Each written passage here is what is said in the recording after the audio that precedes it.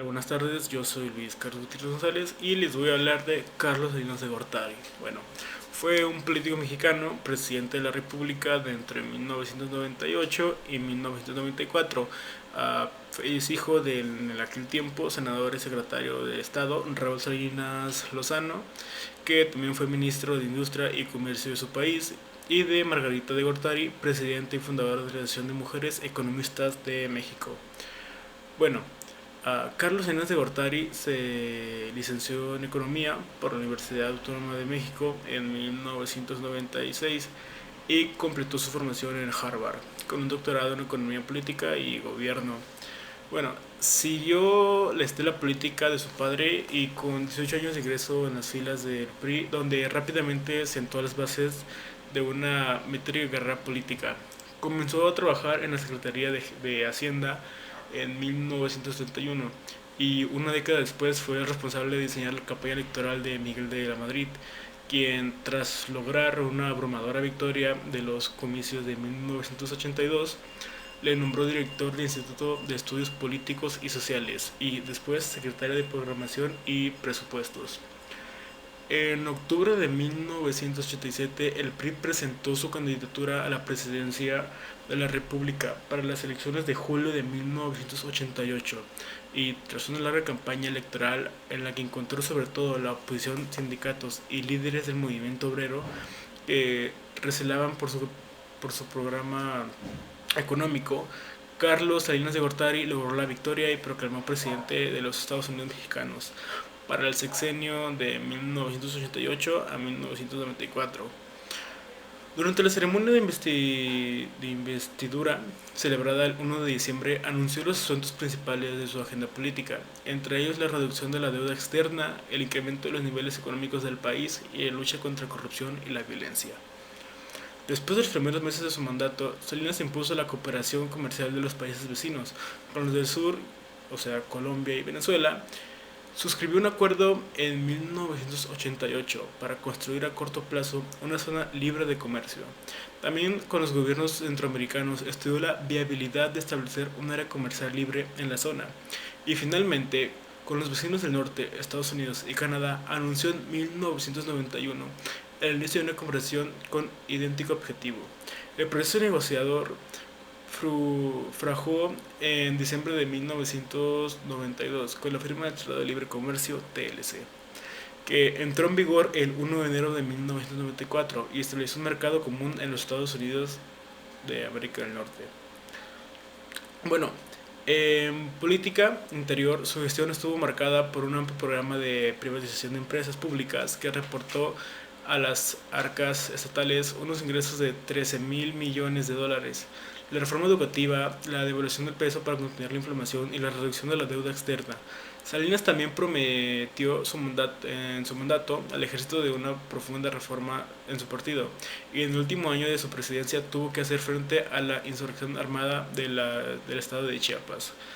Bueno, el 1 de enero de 1994 el movimiento indigenista y campesinos autodenominado Ejército Zapatista y Liberación Nacional EZLN se levantó en armas contra el gobierno de México en protesta por la política neoliberal del presidente Salinas y durante varios años la revuelta fue duramente reprimida por el ejército de Salinas.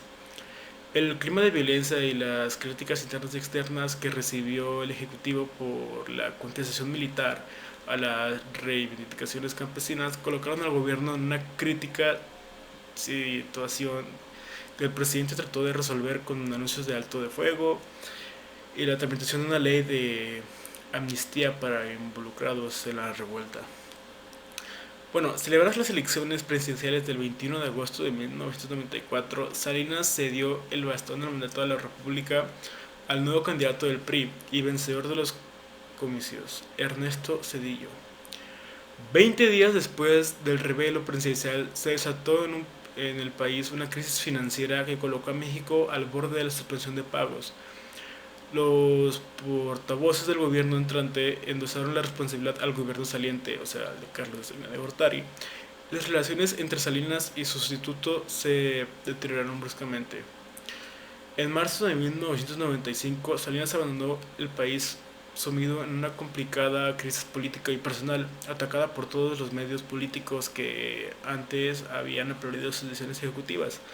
A la grave situación económica del país, tras su mandato, se unió la acusación contra su hermano Raúl Salinas de Gortari como supuesto autor intelectual del asesinato.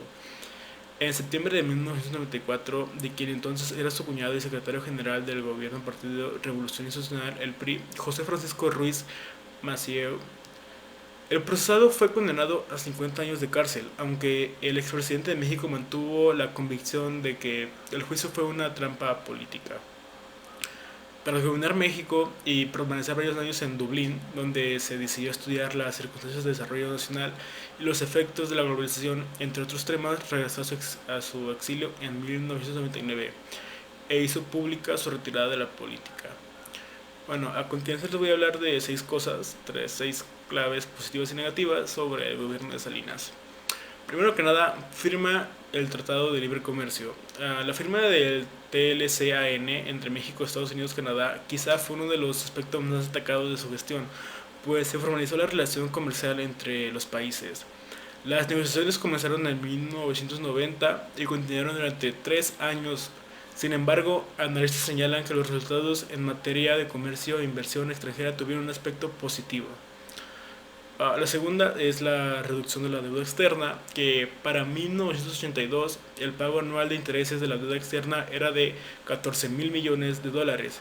Entre los años 1983 y 1988 se destinó casi el 7% del Producto Interno Bruto (PIB) para su pago. Al inicio del sexenio de Salinas la deuda era de 45% del PIB. Sin embargo, en 1992 llegó a un acuerdo con el FMI y otros países para una reducción de más de 7 millones de dólares, lo cual ocasionó una disminución de la deuda a 20 mil millones de dólares. Ok, la privatización de Telmex. En 1990, la gestión pública de teléfonos de México tenía fallas alarmantes. Por ello, el entonces presidente decidió privatizarla. La venta se realizó por medios de una subasta pública y si bien tuvo varias propuestas de inversionistas extranjeros, la condición era que la mayoría quedaran en manos mexicanas, ¿no? Por ello, el grupo Carso resultó la ganadora.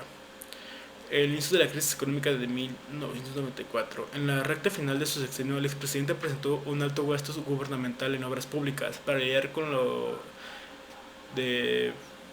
una déficit de cuenta corriente. Salinas decidió emitir tesobonos que aseguraban pagos en dólares y con los cuales se puso a recaudar fondos del Banco de México. Sin embargo, otras situaciones políticas como el asesinato de Luis Donaldo Colosio, los inversionistas se asustaron, canjearon sus tesobonos en efectivo y se vaciaron las reservas de Banxico. Antes de eso, el exmandatario no realizó ninguna estrategia y su sucesor no pudo contener las crisis financieras, como el error de diciembre o efecto tequila, la creación de la reforma agraria y el levantamiento del ZLN. En 1988, el artículo 27 de la Constitución establecía que el gobierno tenía la obligación de dar tierra a todo aquel que lo solicitara.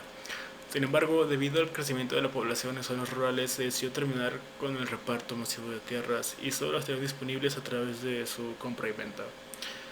El descontento fue mayor, pues las poblaciones indígenas corrían el riesgo de perder esas tierras que tenían.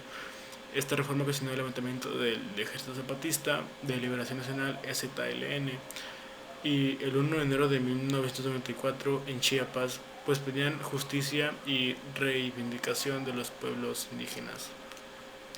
Aumento de la pobreza en el país. Si bien las reformas económicas de Salinas de Gortari ayudaron a estabilizar momentáneamente el país, su costo fue el aumento de personas en condición de pobreza. De acuerdo con datos de la Secretaría de Desarrollo Social, Sedesol, ahora Secretaría de Bienestar, al final de su gestión de Salinas, el porcentaje de la población en pobreza era de 52.4%.